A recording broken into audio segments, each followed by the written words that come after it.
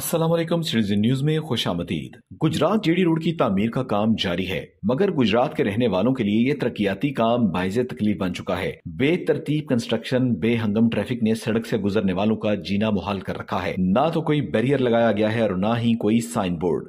सड़क की तामीर कभी भी किसी भी मुकाम से शुरू की जाती है और वहीं पे मुकम्मल कर दी जाती है और कहीं से भी तोड़ फोड़ कर रख दिया जाता है।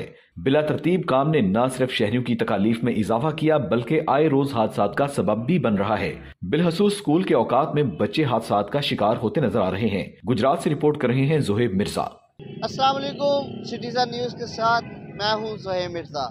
इस टाइम मैं मौजूद हूं गुजरात जीटी रोड पर, जो कि हुकूमत पंजाब की जानिब से अरसा 4 माह से ज़ेर तमीर है। जी नाज़रीन, पहले तो हम खड़े हुए थे शहर के एक जानिब, अब हम आ गए हैं शहर की दूसरी जानिब सर्विस मोड़ पर।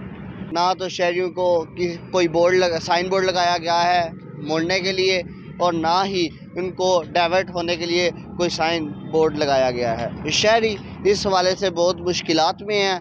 और अगर बात की जाए सड़क की क्वालिटी के हवाले से, तो पहले तो क्वालिटी 5-6 इंच इसकी मोटाई थी, तो अब 2-3 इंच रह गया मोटाई। तो इसका फैसला अब आप ही करेंगे या वक्त करेगा। यहाँ पर कौन सी पॉलिसी इस्तेमाल हो रही है, करप्शन या पैसा बचाओ?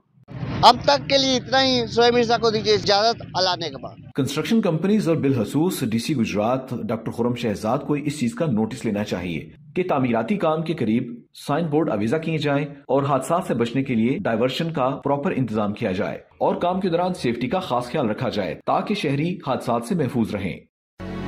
हम सब एक मुल्क के शहरी हैं और हम सबका नुमाइंदा न्यूज चैनल सिटीजन न्यूज, हर शहरी बाखबर।